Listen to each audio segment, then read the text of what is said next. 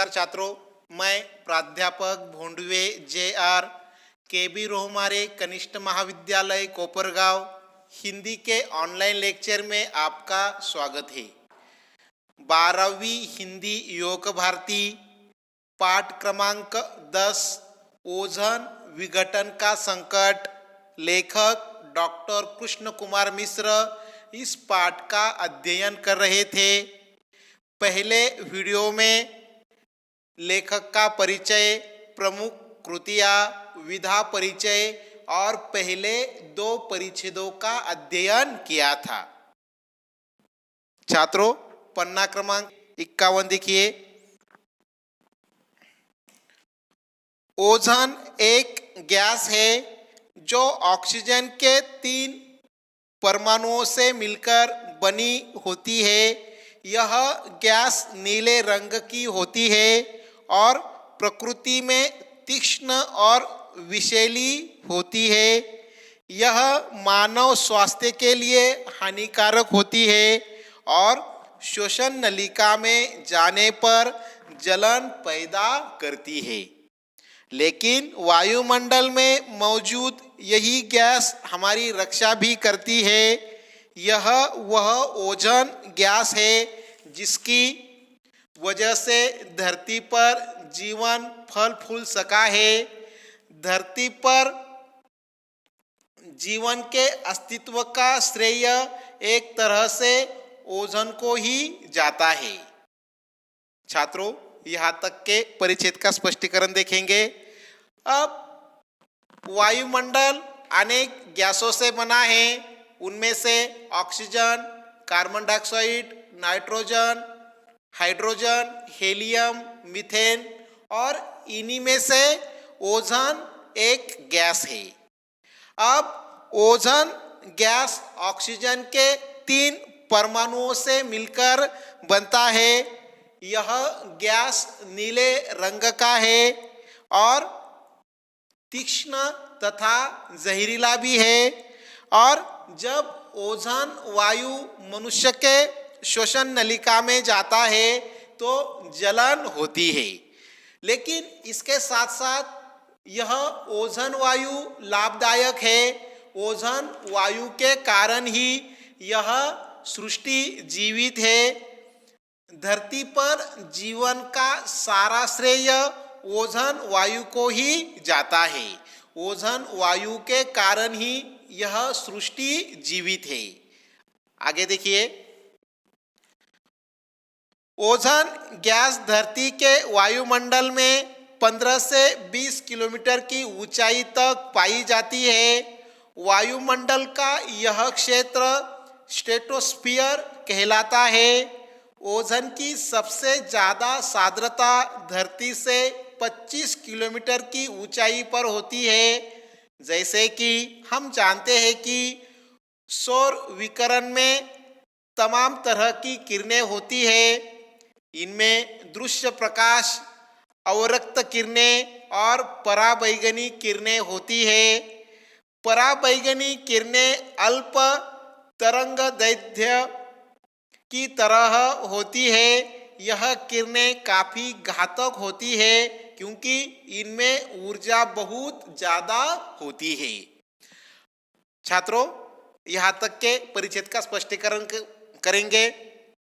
अब ओजोन वायु प्रकृति के लिए और मनुष्य के लिए किस प्रकार लाभदायक है, इसका वर्णन यहाँ आगे किया है। अब वातावरण के 3 स्तर है, तपांबर, स्थितांबर और दलांबर। इनमें से स्थितांबर इस स्तर पर ओजोन वायु पाया जाता है।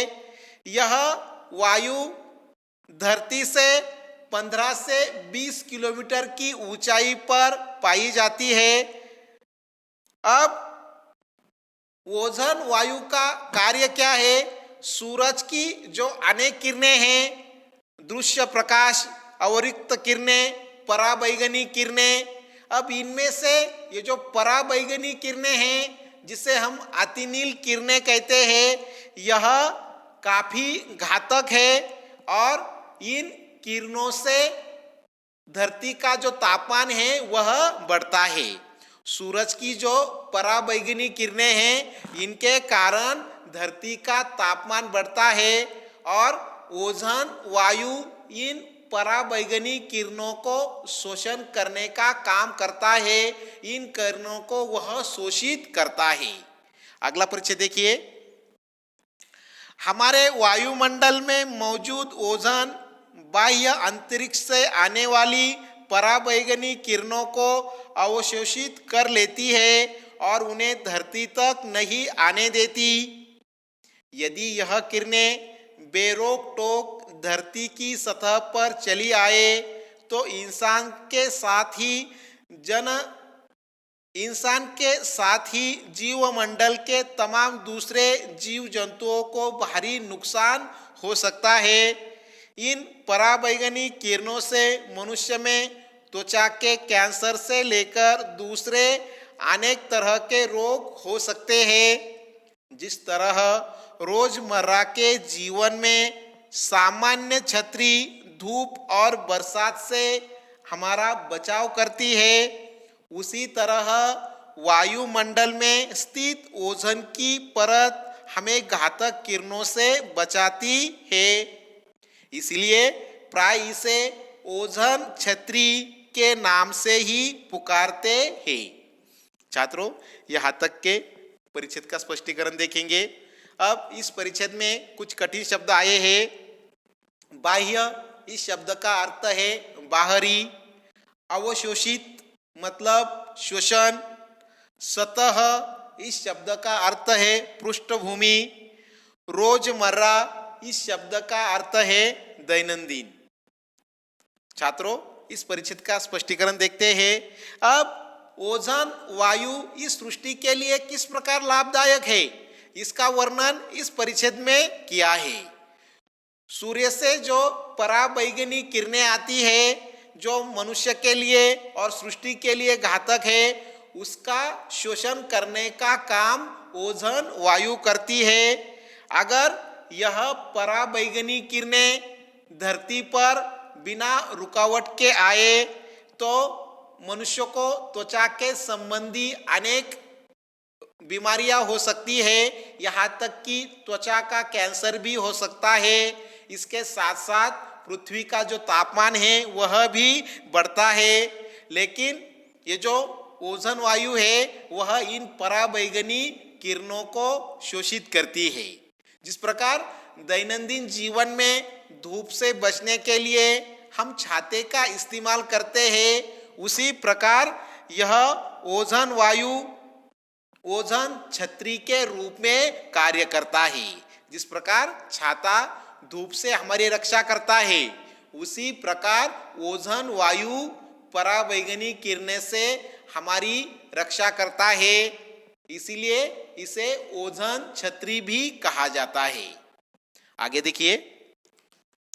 सभ्यता के आदिम काल से यह छतरी जीव जंतुओं और पेड़ पौधों की रक्षा करती रही है और उसके तले सभ्यता फलती फूलती रही है।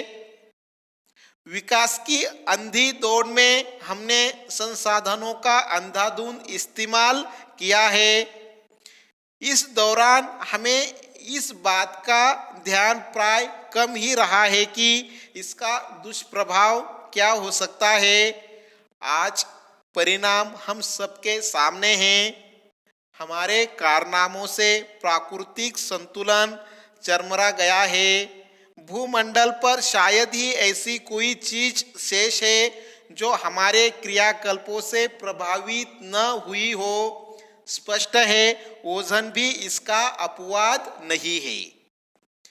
छात्रों, यहाँ इस परिच्छेद में एक कठिन शब्द आया है, अंधाधुंध। इस शब्द का अर्थ है बहुत अधिक। अब यहाँ इस परिच्छेद में लेखक जानकारी देते हैं कि ओजोन वायु वर्षों से हमारी रक्षा करता आया है। लेकिन आज अगर हम देखें, आज का युग विज्ञान का युग है और आज विकास की प्रतियोगिता लगी है। लेकिन जाने अनजाने में जब हम अपनी तरक्की कर रहे हैं तो पर्यावरण को हानि भी पहुंचा रहे हैं और इसका खामियाजा हम भुगत रहे हैं। यानी कि इस सृष्टि के जितने भी संसाधन हैं वह मनुष्य की कृति से प्रभावित हुए हैं। आज पर्यावरण का संतुलन पूरी तरह से बिगड़ा हुआ है और इसके लिए सिर्फ मनुष्य ही जिम्मेदार है, क्योंकि मनुष्य ने पर्यावरण में हस्तक्षेप किया है। अब भूमंडल में ये जो वायु है, ओजोन, यह भी प्रभावित हुआ है, इसे भी नुकसान पहुंचा है। यहाँ हम रुकते हैं, बाकी जानकारी अगले वीडियो में प्राप्त करेंगे। अगर आपको यह वीडियो अच्छा लगे आप लाइक और सब्सक्राइब जरूर करें। धन्यवाद।